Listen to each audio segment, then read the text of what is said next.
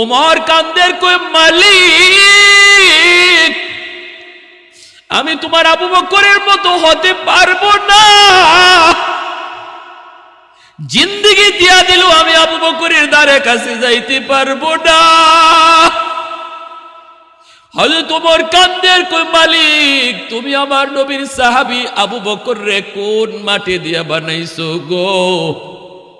খলিফাতুল মুসলিমিন কইয়া নিজের মুখে হালুয়া লইয়া কুষ্ঠ রোগীরে খাওয়ায়া যায়।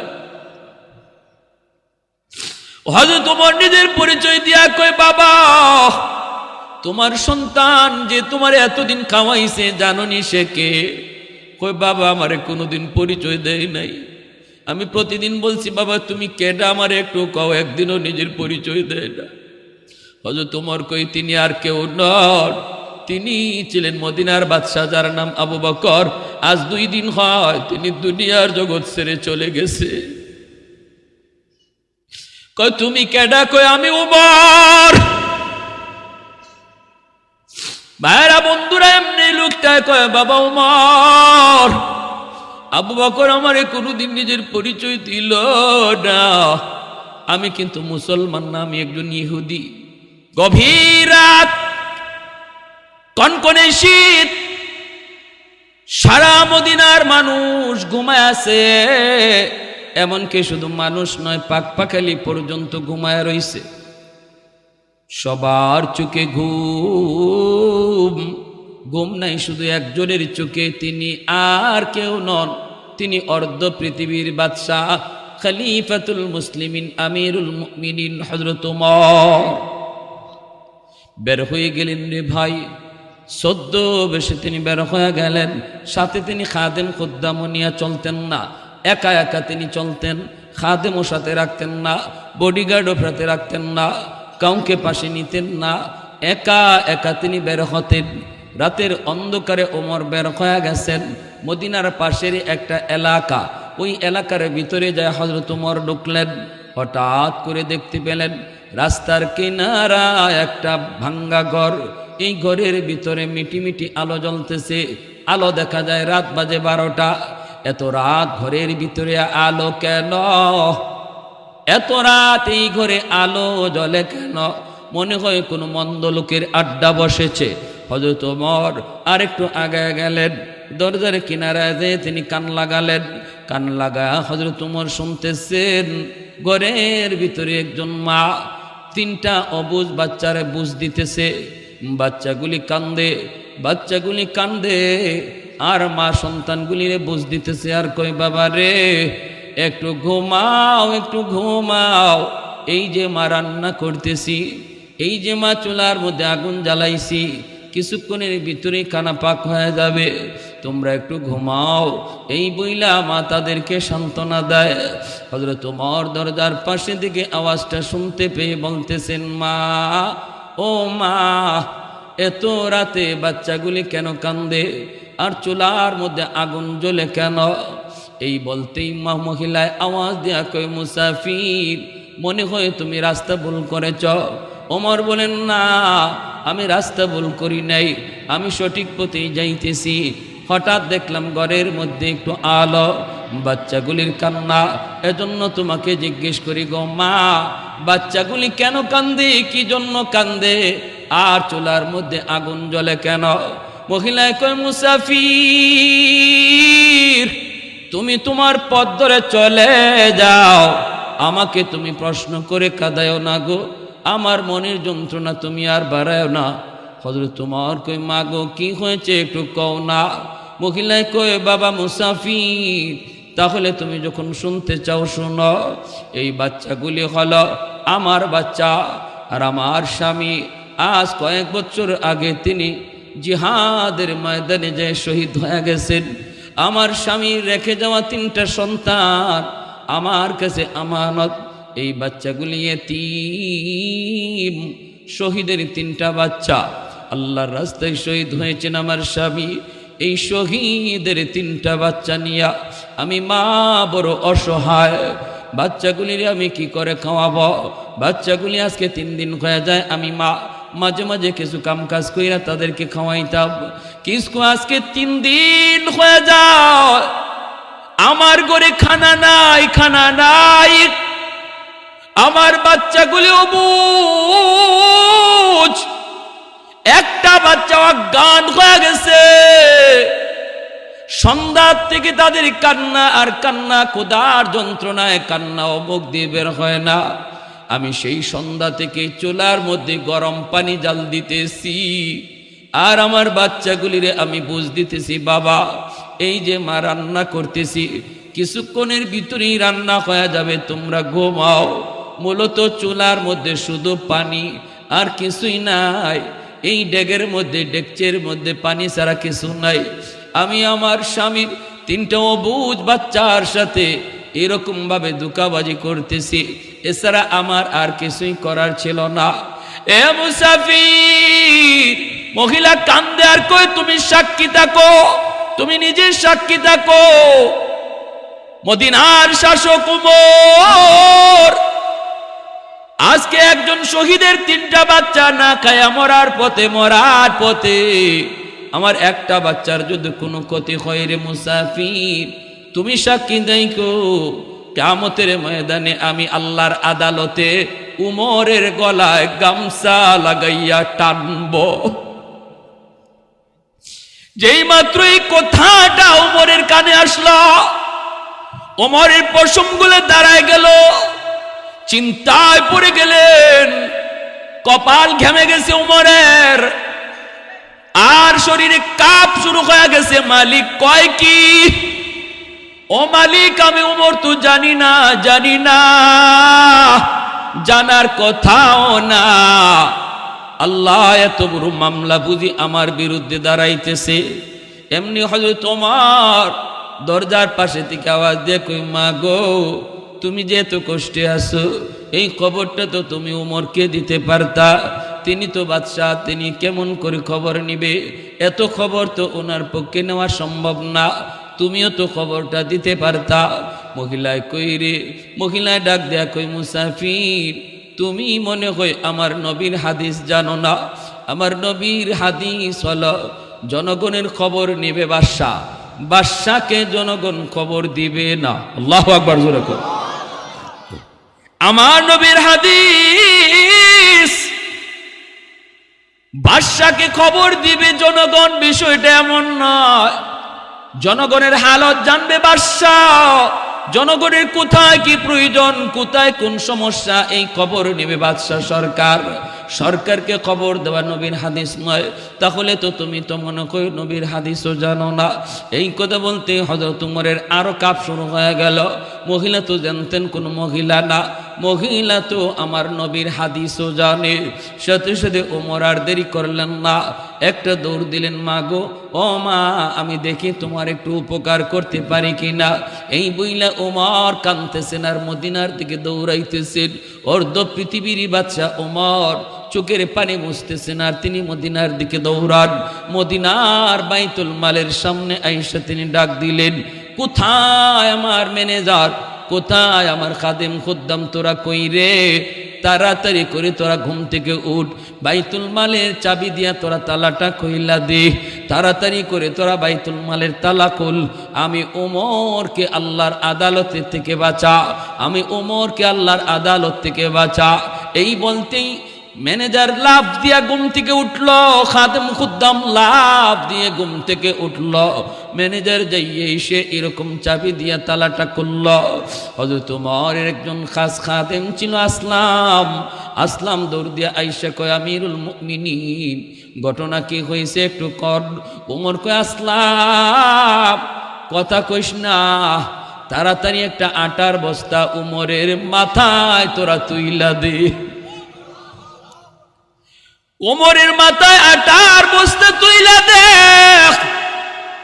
আসলাম কয়, আমিরুল মুমিনিন, আমার মাথায় আপনি বস্তাটা তুইলা দেন, আমি বস্তা নিয়ে যাই।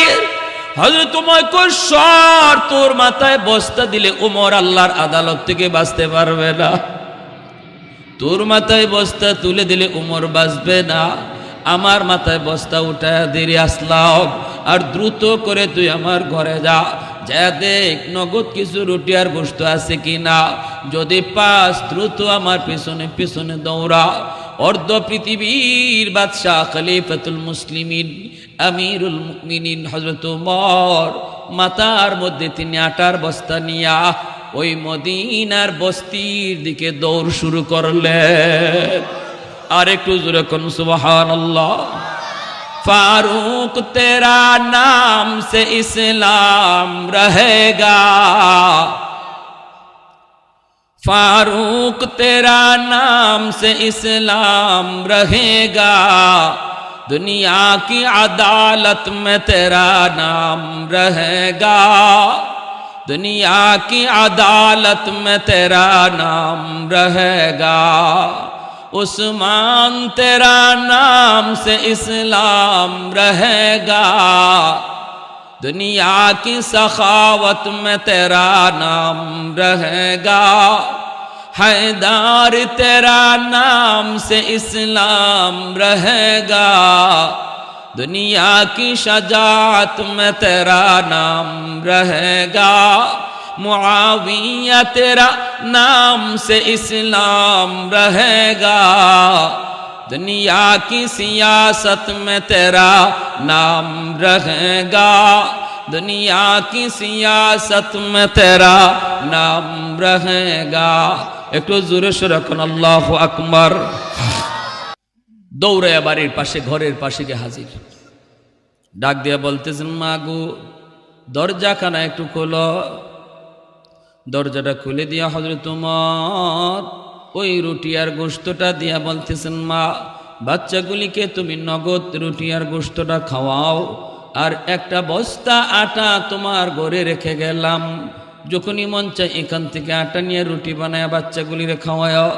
হযরত ওমর নিজের পরিচয় দেন না, তিনি যে ওমর এই পরিচয়টা দিলেন না, বরং নিজের পরিচয় মহিলার কাছে মুসাফির দিয়া চলে গেলেন। জোরে কোন সুবহানাল্লাহ।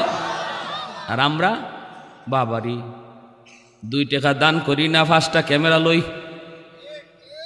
হ্যাঁ, বাহ বাহ বাহ বাহ বাহ বাহ বাহ। 2 টাকা দান করি না, 5টা ক্যামেরা, আর খালি অ্যাডভার্টাইজ আর অ্যাডভার্টাইজ, খালি প্রচার আর প্রচার। অমুকে এত টাকা দিয়ে দিছে, অমুকে এত ত্রাণ দিয়ে দিছে, এই করছে সেই করছে। আর হযরত ওমর এক বস্তা আটা মাথার মধ্যে লইয়া মহিলার ঘরে পৌঁছাইলেন, নগদ রুটি আর গোশত পৌঁছাইলেন, তবুও তিনি যে ওমর এই পরিচয়টা দিলেন না, মুসাফির কইয়া চলে গেলেন। জোরে কন্যা সুবহানাল্লাহ। আদর্শ শিখে যাও, নেতৃত্ব শিখে যাও।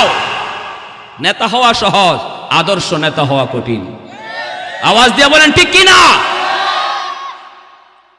শিখে যাও। একটা দৃষ্টান্ত দেখাও, একটা আমার নবীর দৃষ্টান্ত তো অনেক উপরে, নবীর সাহাবীরা যা কইরা গেছেন, একটা দৃষ্টান্ত বেঈমানরা দেখাও। তাম পৃথিবীর সমস্ত মুসলিমকে চ্যালেঞ্জ করা হলো, এমন একজন ওমর তোমরা বের করো। পারবে না ইনশাআল্লাহ, ঠিক কিনা? জোরে কোন পারবে না। সাধারণ জানতেন খলিফা আর আমির নন, এই ছোট্ট এরিয়া লইয়া না, তাম অর্ধ পৃথিবীর বাদশা, যার আঙ্গুলের ইশারায় চলে।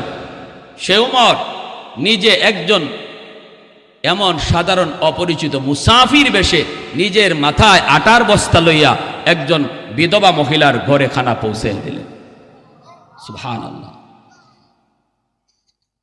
ভাইরা বন্ধুরা, শুধু তাই নয়, আরেকটা ঘটনা বলি, শেষ দিব পরে, শুনেন। আরেকটা ঘটনা বলি, হযরত আবু বকর সিদ্দিক রাদিয়াল্লাহু তাআলা আনহুর ইন্তেকালের পর ওনার জীবনী নিয়ে এরকম ভাবে একটা সেমিনার হলো। এই সেমিনারের ভিতরে আবু বকর কেমন ছিলেন এই কথাটা সবাই বলতেছে। ওই অবস্থায় দেখা গেল একজন মানুষ, গ্রামের মানুষ কয়, আমি আবু বকর সম্পর্কে একটা কথা জানি। কি কথা তুমি জানো? কয়, সকালবেলা তিনি আমাদের বস্তির একটা রাস্তা দিয়ে তিনি ঢুকতেন, এই দিক দিয়ে তিনি যাইতেন, কোথায় যাইতেন আমরা কেউ জানতাম না। প্রতিদিন ওই গলিটা দিয়ে তিনি ঢুকতেন আর কোথায় যেন যাইতেন আমরা কেউ জানি না, এটা আমি তার সম্পর্কে জানি। হযরত ওমর ফারুক রাদিয়াল্লাহু তাআলা আনহু তিনি খলিফা হওয়ার পর, বাদশাহ হওয়ার পর তিনি মনে মনে ভাবতেছেন ঘটনা কি, আবু বকর কেন এই রাস্তা দিয়ে এই গলি দিয়ে যাইতেন, আমি একটু যাব।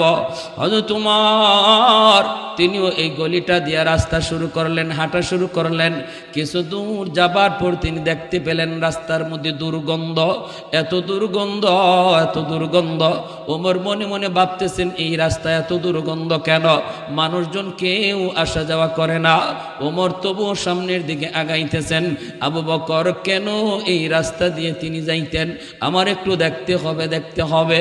ওই অবস্থায় ওমর সামনের দিকে যখন আগায় দেখেন রাস্তার ড্রেনের পাশে একটা লোক পইরা আছে, একটা বুড়া মানুষ, চোখে দেখে না, সারা শরীরটা তার পচে গেছে, দুর্গন্ধ বের হয়, কুষ্ঠরোগী। তার শরীরের পচা গন্ধের কারণে কেউ এই রাস্তা দিয়ে আয় না, যায় না। এই লোকটা এই রাস্তায় আসে বিদায় কেউ এই রাস্তা ব্যবহার করে না। হযরত আবু বকর তিনি যখন খলিফাতুল মুসলিমিন, তিনি এই রাস্তা দিয়ে তিনি যাইতেন। হযরত ওমর তিনি জানতে পারছেন আবু বকর হালুয়া নিয়ে যাইতেন, ওমর তিনি হালুয়া নিয়েই রওনা দিয়েছেন। যাইতে যাইতে তিনি বুঝে গেলেন আবু বকর তো এই মানুষটার কাছেই তিনি আসতেন, যেই মানুষটা চোখে দেখে না, রাস্তার মধ্যে পইরা রইছে, রিজিকের কোনো ব্যবস্থা তার কেমনে হবে কেউ জানে না। আবু বকর খলিফাতুল মুসলিমিন হইয়া তিনি হালুয়া পাকাইয়া ওই কুষ্ঠ রোগীটারে নিজের হাতে হালুয়া খাওয়াইতেন। অর্ধ পৃথিবীর বাদশা ওমর তিনিও হালুয়া নিয়ে ওই মানুষটার কাছে যাইয়েই যেই মাত্র তারে হালুয়া দিতে চাইলেন, এমনি ওই অন্ধ লোকটা কুষ্ঠরোগী মানুষটাই কয়, বাবা রে, আজকে একদিন 2 দিন পার হয়ে গেল, তুমি আসতেছো না, ঘটনা কি?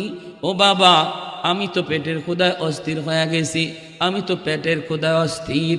হযরত আবু বকর তিনি তো ইন্তেকাল করেছেন, 2 দিন হয়ে গেছে। এই কুষ্ঠ রোগী জানে না, কেউ তারে খবরও দেয় না। সে মনে করছে আবু বকর তিনি আসছেন খানা নিয়া। হযরত ওমর নিজের পরিচয় দেন না। ওমরও বলতেছেন, বাবা উনি কয়েকদিন ব্যস্ত আছিলাম, ঝামেলা ছিল, এই জন্য আসতে পারি নাই, ঝামেলার কারণে আসতে পারি নাই। ঠিক আছে, আমি তোমার খানা খাওয়াইতেছি।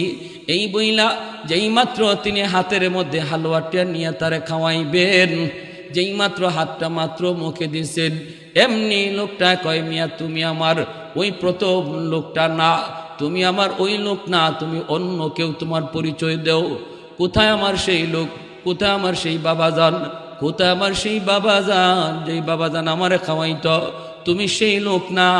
হযরত ওমর কয়, কেমনে তুমি বুঝলা আমি সেই লোক না? কয়, কারণ হলো আমার বাবা প্রতিদিন আমারে খাওয়াইতো, হাত দিয়া না, হাত লাগাইলে পরে হাতটা আমার টুটে যখন লাগে, নখের কারণে আমার এই আক্রান্ত জায়গায় আমি ব্যথা পাইতাম। যেদিন আমি ব্যথা পাইছিলাম, এরপর থেকে সে আর হাত দিয়া খাওয়াইতো না, বরং সে মুখের মধ্যে হালুয়া লইয়া এই মুখ দিয়ে আমাকে আমার মুখে তুলায়া তুলায়া দিত। তুমি আমার সেই লোক না। উমর সাথে সাথে চোখের পানি জড়াই আল্লাহর কদমে সেজদায় পড়ে গেলেন। উমর কান্দের কই, মালিক আমি তোমার আবু বকরের মতো হতে পারবো না, জিন্দেগি দিয়া দিল আমি আবু বকরের দ্বারে কাছে যাইতে পারবো না। হযরত ওমর কান্দের কই, মালিক তুমি আমার নবীর সাহাবী আবু বকর রে কোন মাটি দিয়া বানাইছো গো? খলিফাতুল মুসলিমিন কইয়া নিজের মুখে হালুয়া লইয়া কুষ্ঠ রোগীরে খাওয়ায়া যায়। হযরত ওমর নিজের পরিচয় দিয়া কই, বাবা তোমার সন্তান যে তোমার এতদিন খাওয়াইছে জাননি সে কে? কই, বাবা আমারে কোনোদিন পরিচয় দেয় নাই, আমি প্রতিদিন বলছি বাবা তুমি কেডা আমারে একটু কও, একদিনও নিজের পরিচয় দেয় না। হযরত ওমর কই, তিনি আর কেউ নন, তিনি ছিলেন মদিনার বাদশাহ যার নাম আবু বকর। আজ 2 দিন হয় তিনি দুনিয়ার জগৎ ছেড়ে চলে গেছে। কয় তুমি কেডা? কয় আমি উমর। ভাইরা বন্ধুরা, এমনি লোকটায় কয় বাবা উমর। আবু বকর আমারে কোনোদিন নিজের পরিচয় দিল না। আমি কিন্তু মুসলমান না, আমি একজন ইহুদি। কিন্তু আমার মনে মনে তামান্না ছিল আমি আবু বকরের হাত ধরে কালেমা পড়ে মুসলমান হব। আজকে সেই সুযোগটা তো পাইলাম না। তুমি উমর হাতটা বাড়ায় দাও। ইসলামের আদর্শ যদি এত সুন্দর হয়, আমার নবীর আদর্শ না জানি কত সুন্দর, আমার নবীর সাহাবীর আদর্শ যদি এত সুন্দর হয়, না জানি মায়ার নবীর আদর্শ কত সুন্দর। আমাকে তাড়াতাড়ি হাতটা বাড়ায়া কালেমা পড়ায়া মুসলমান বানায় দাও। ভাইয়ের আমার জন্য বলতেছিলাম, আদর্শ শিখায় গেছেন আমার নবী, নবীর সাহাবীরা। আজকে সেই নবীর আদর্শ তুমি গ্রহণ করো না। ডারউইনের মতবাদ তোমার বাচ্চারা পড়ায়, অথচ তোমার গায়ে লাগে না। আমার নবীর আদর্শ বাদ দিয়া ডারউইনের মতবাদ তোমার বাচ্চারা পড়ায়। মানুষ বানর থেকে হয়েছে, এই শিক্ষা আজকে তোমার সন্তানরা দেয়, অথচ তুমি বাবা হয়ে প্রতিবাদ করলা না। প্রতিবাদ সব আলেম ওলামারে দিয়া দিলা। জবাব দিবা কি কাল কিয়ামতের ময়দানে আমার নবীর সামনে?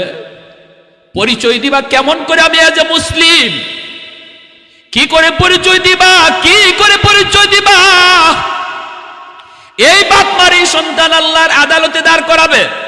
এই বাপ মার এই সন্তান আল্লাহর আদালতে দাঁড় করায় কইব, আল্লাহ আমার বাপরে ডাকো, মারে ডাকো। কি পড়াইছে আমারে, কি শিখাইছে? যা শিক্ষার কারণে আজ আমি ইসলাম থেকে দূরে সরে গেলাম। হযরত আবু ফারুক, ওমর ফারুক রাদিয়াল্লাহু তাআলা আনহু, তিনি ওই বাচ্চাগুলির খাওন দিয়া মহিলাকে তিনি আটার বস্তা বুঝায়া দিয়া হযরত ওমর তিনি দরজার বাহিরে চলে আসলেন। বাচ্চাগুলি মনের আনন্দে হাসতেছে, আনন্দ করতেছে।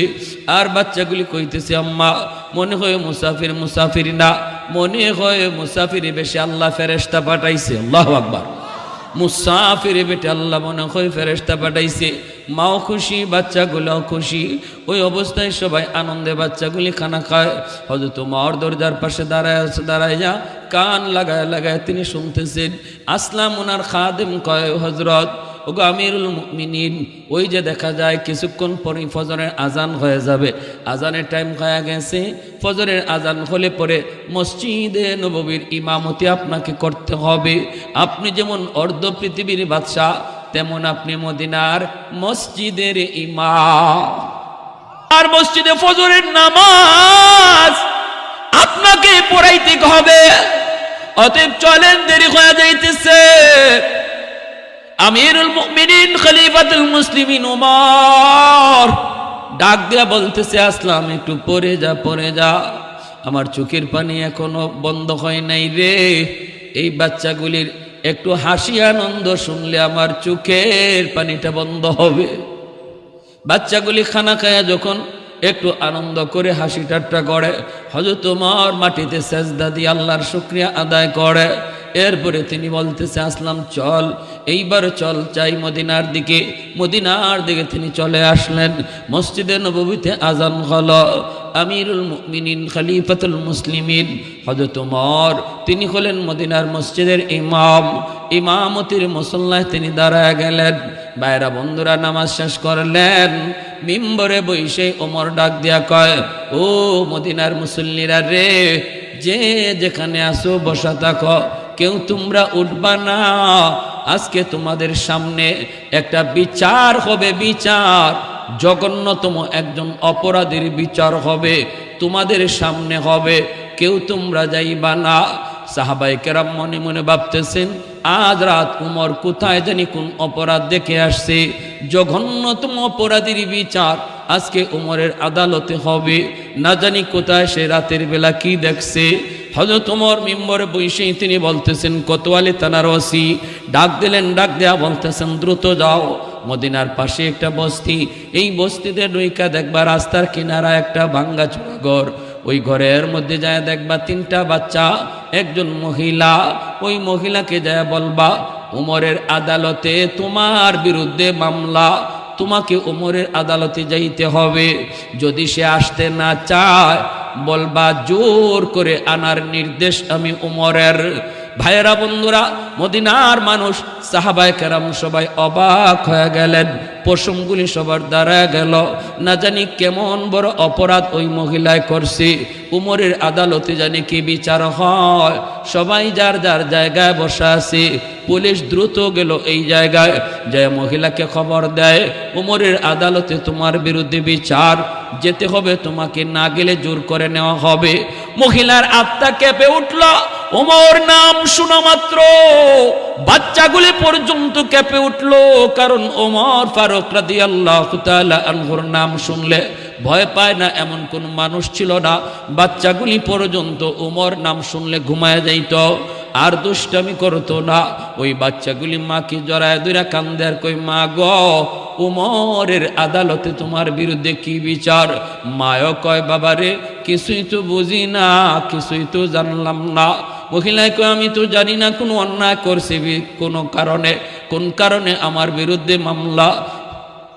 পুলিশেরা কয়, আমরা এত কিছু বুঝি না, এত কিছু জানিও না, বরং খলিফার নিজের ওয়ার্ডার তোমাকে নিয়ে যাওয়ার জন্য। মহিলা ভয়ে কাঁপে। যেই বাচ্চা দুইটা হাঁটতে পারে এই বাচ্চাগুলিও মাকে জড়ায় কয়, মা গো, ও মা, তুমি যে রাতের অন্ধকারে মুসাফিরের সামনে বলছিলা উমরের গলায় গামছা লাগাইবা, আল্লাহর আদালতে মনে হয় ওই মুসাফির যায়া উমরকে সব বইলা দিছে গো মা। মনে হয় মুসাফির গিয়া উমরকে বইলা দিছে। মুসাফির আমাদেরকে খানা খাওয়াইছে ভালো কথা, কিন্তু এই কথা শুনাইয়া কত বড় বিপদে ফালাইছে। মহিলায় কয়, ঠিক আছে, আমাকে টানাটানি করা লাগবে না, জোর জবরদস্তি করতে হবে না, আমি নিজের ইচ্ছায় যাব। এই বইলা মহিলা রওনা দিয়া দিল। দুইটা বাচ্চা মার দুই দিকে ধরা, দুধের বাচ্চাটা মায়ের কোলে। এই অবস্থায় মহিলা মদিনার দিকে রওনা দেয়। কলিজাটা কাঁপতেছে।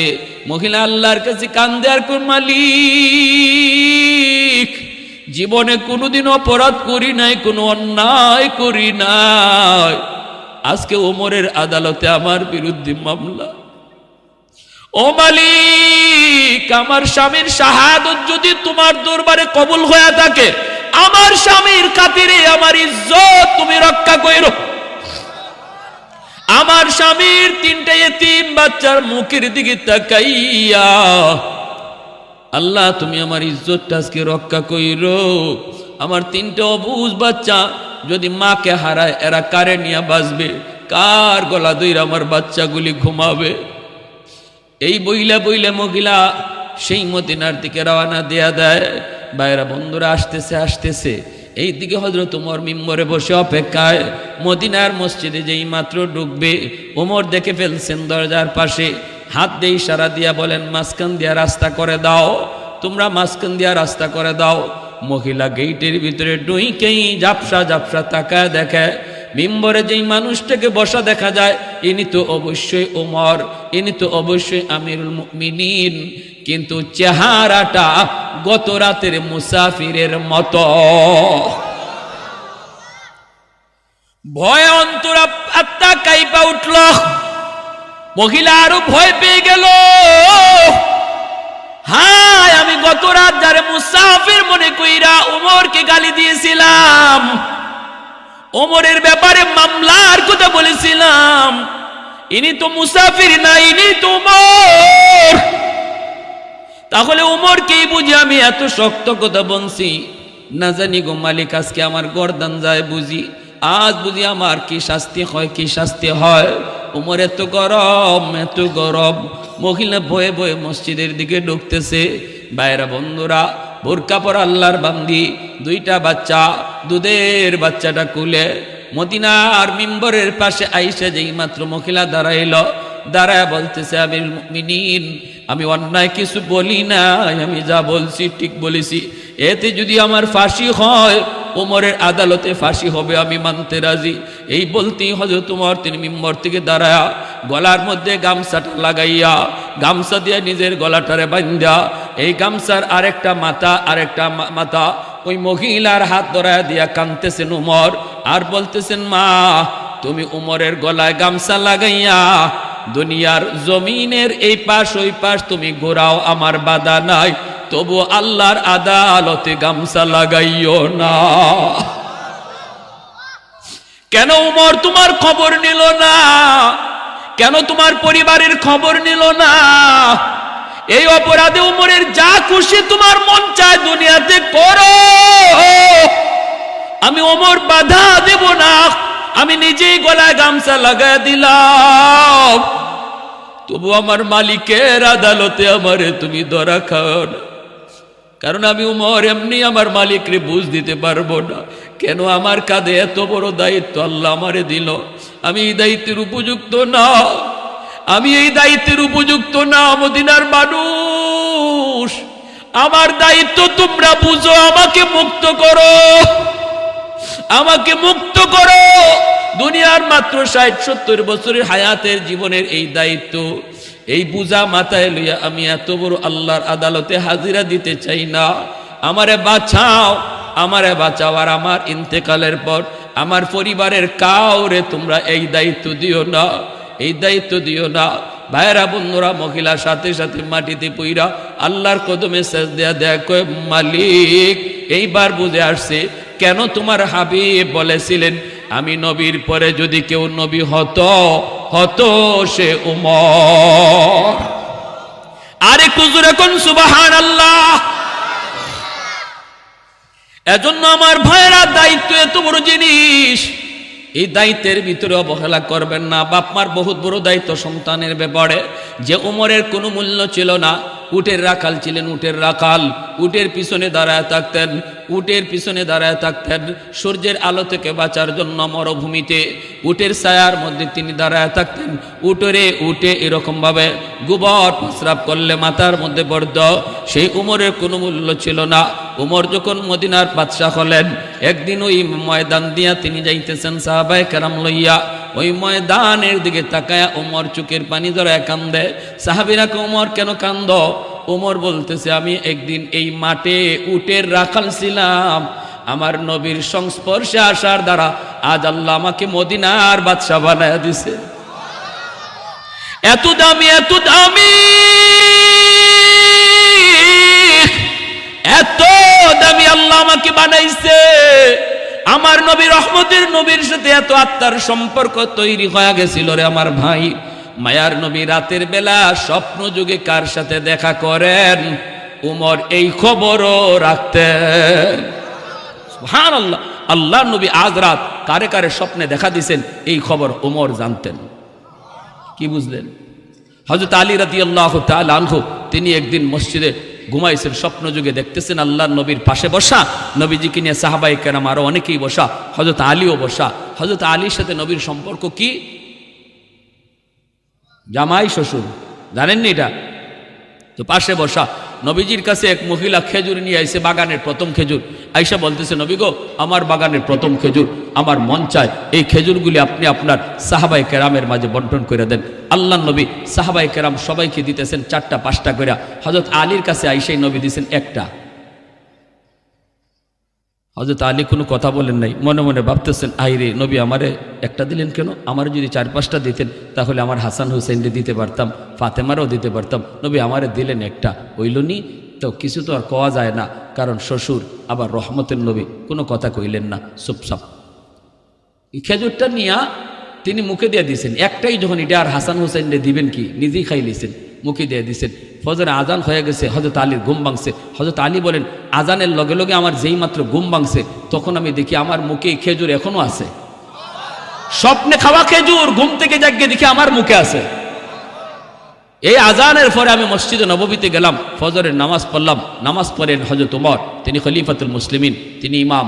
যিনি বাদশাহ তিনি ইমাম, যিনি বাদশাহ তিনি ইমাম। নামাজ পড়াইলেন মদিনার মসজিদে মিম্বরে, আমাদেরকে নিয়ে এইভাবে গুল হয়ে বসলেন।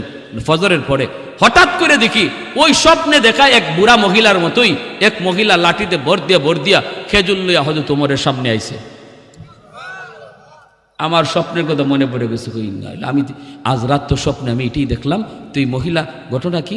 তো আইসাই বলতেছে খলিফাতুল মুসলিমিন, আমার বাগানের প্রথম ফসল, মন চায় নবী সাহাবীদেরকে নিয়ে আপনি প্রথম ফসলটা খাবেন। তো হযরত ওমর থলিটা হাতে নিছেন, নিয়ে সবাইরে 4টা 5টা করে দিতেছেন।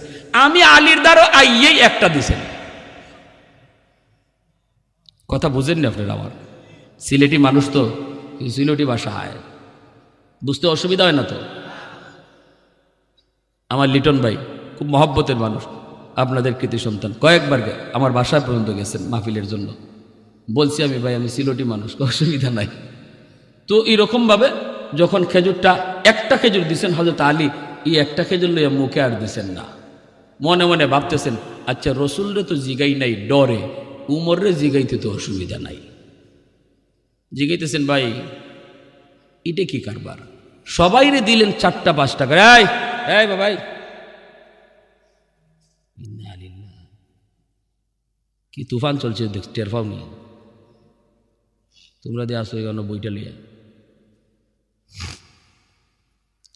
একটা খেজুর আমার দেওয়া মাত্রই হযরত আলী বলতেছেন, ভাই ওমর সবাইকে দিলেন 4টা 5টা, আমারে দিলেন একটা, ঘটনা কি? হযরত ওমর মুস্কি হাসি দিয়া বলেন, আলী রে, গত রাত যদি নবী তোমাকে স্বপ্নে 4টা দিতেন, আমি ওমরও 4টা দিতাম। সুবহানাল্লাহ, কি বুঝলেন? হযরত আলী চোখ দিয়ে দর দর করে পারে জন্য আর বলতেছেন, ওমর আমার নবীর সাথে এত আত্মার সম্পর্ক বুঝি তোমার তৈরি হয়েছে? আজ রাত আমার নবীর সাথে আমার খেজুর খাওয়ার সৌভাগ্য হয়েছে, এই স্বপ্নের খবরও বুঝি তুমি ওমর জানো। সুবহানাল্লাহ। ইন্নাল্লাহা ইয়া'মুরুকুম আন তুআদ্দুল আমানাতি ইলা আহলিহা। এজন্য ভাইয়েরা মনে রাখবা, যার কাছে যে দায়িত্ব, ছোট হোক বড় হোক, এটা বহুত বড় আমানত। দায়িত্বের ভিতরে কোনোদিন খেয়ানত করলে আল্লাহর আদালতে খেয়ানতকারীর কাঠগড়ায় দাঁড়ায় থাকতে হবে। আর নবী বলেন, যে খেয়ানত করে তার ঈমান থাকে না। বেশি বেশি যে দায়িত্বে খেয়ানত করব, মরণের সময় ঈমান সাথে যাবে না, বেঈমান হয়ে মরবে বেঈমান। এজন্য আমানতদারি বেশি অত্যন্ত গুরুত্বপূর্ণ। আমানতদারি রক্ষা করে চলব, বিশেষ করে সন্তানের ব্যাপারে বাপ মা কোনোদিন খেয়ানত করব না। এই সন্তানের ব্যাপারে আমরা আমানতদারি রক্ষা করে চলব। 5টা বছর সন্তানরে শিশুকালে মাদ্রাসায় পড়াইবার নিয়ত কার কার আছে? একটু হাত উঠে আল্লাহকে দেখা। আল্লাহ তুমি প্রতিটা হাতকে কবুল করো, জোরে কোন আমিন, আরো জোরে বলেন আমিন। সন্তানকে মাদ্রাসায় 5 বছর পড়ান, 5টা বছর শিশুকালে ভর্তি করেন, এর পরে আপনি বানাইয়েন যা বানাইবার, কোনো অসুবিধা নাই। আর যদি আলেম হাফেজ বানাইবার নিয়ত করতে পারেন, তাহলে তো নূরুন আলা নূর, ঠিক না ভাই? নূরুন আলা নূর। সন্তান কি, সন্তানের হাতের কামাই আমার খাইতে হবে, এই চিন্তাটা বাদ দিয়া দেন। মনে করেন যে এই সন্তানকে আমি একটা দুনিয়াতে আমার একটা সম্পদ রেখে গেলাম, আখেরাতের পুঁজি, ঠিক না? আখেরাতের পুঁজি বানায়া যান। যদি হাফেজে কোরআন বানান, আলেমে দ্বীন বানান, হাসরের মাঠে আল্লাহ বলবো, কই আমার কোরআনের হাফেজের বাপ মা? হাসরবাসী নবীর বাবারাও পরিচয় দিবে, এরপরও আল্লাহ নিজের হাতে মুকুট পরাবে না, কিন্তু একজন হাফেজে কোরআন আলেমের বাপ মার মাথায় আল্লাহ নিজের হাতে মুকুট পরায় দেবে। মান কারাআল কুরআন ওয়া আমিলা বিমা ফিহি উলবিসা ওয়ালিদাহু তাজান ইয়াউমাল কিয়ামা দাউহু আহসানু মিন দাউই শামস। ধন্য ওই বাবা, ধন্য ওই মা, যেই বাপ মার সন্তান হাফেজ কোরআন হয়েছে, আলেমে দ্বীন হয়েছে। হাসরবাসী দেখবে আল্লাহ কারে জন্য খুঁজতেছে। যখনই আল্লাহ হাফেজে কোরআনের মা আর বাবারে পাবে, তখনই আল্লাহ নিজের হাতে মুকুটটা পরাইয়া দেবে। হাসরবাসী অবাক হবে। দুনিয়াতে আপনাকে মানুষ নাম ধরে ডাক দেয় নেই, যেহেতু হাফেজে কোরআনের বাবা ডাক দিছে, ও হাফেজ সাহেবের আব্বা, ও মুফতি সাহেবের মা। হাসরের মাঠে আল্লাহ হাফেজে কোরআনের আলেমে দ্বীনের বাপ মারের নাম ধরে ডাক দিবে না, ও আব্দুর রহিম আব্দুল করিমকে ডাক দিবে না। আল্লাহ বলবে, দুনিয়াতে মানুষ তোমার হাফেজ সাহেবের আব্বা কইছে, আমি আল্লাহ হাসরের মাঠে তোমার হাফেজ সাহেবের আব্বা কইয়ে ডাক দেব। হাফেজে কোরআনের আব্বা কই আল্লাহ ডাক দিব, নাম ধরে আল্লাহ ডাক দিবে না। এতটা ইজ্জত, এতটা সম্মান দিবে একজন আলেমের বাপ মাকে। তাহলে নিয়ত করতে কোনো অসুবিধা আছে? অসুবিধা আছে? সন্তানকে আপনি সম্পদ দিয়া যান, বাবা তোমার টাকা কামাই করার কোনো টেনশন করা লাগবে না, আমি বাবা হালাল পথে কামাই করে দিয়া গেলাম, তুমি শুধু কোরআন পড়ো, তুমি শুধু আল্লাহকে চিনো, তুমি শুধু হাদিস পড়ো, জগতের বিখ্যাত মুহাদ্দিস হও, জগতের বিখ্যাত মুফাসসির হও, মুখটা ফুলায়া বলতে পারবো আল্লাহ আমি কোরআনের হাফেজের বাবা। পারি না এই নিয়তটা করতাম ইনশাআল্লাহ। কারা কারা নিয়ত করতে পারি একটু হাত তুলে দেখান। আল্লাহ তুমি প্রতিটা হাত কবুল করো। যারা পারবো না, যারা দাদা হওয়ার সুযোগ আছে, হাফেজ সাহেবের নানা হওয়ার সুযোগ আছে, আমরা হাফেজে কোরআনের দাদা হওয়ার নিয়ত করব, হাফেজে কোরআনের নানা হওয়ার নিয়ত করব ইনশাআল্লাহ। আল্লাহ তৌফিক দান করুন।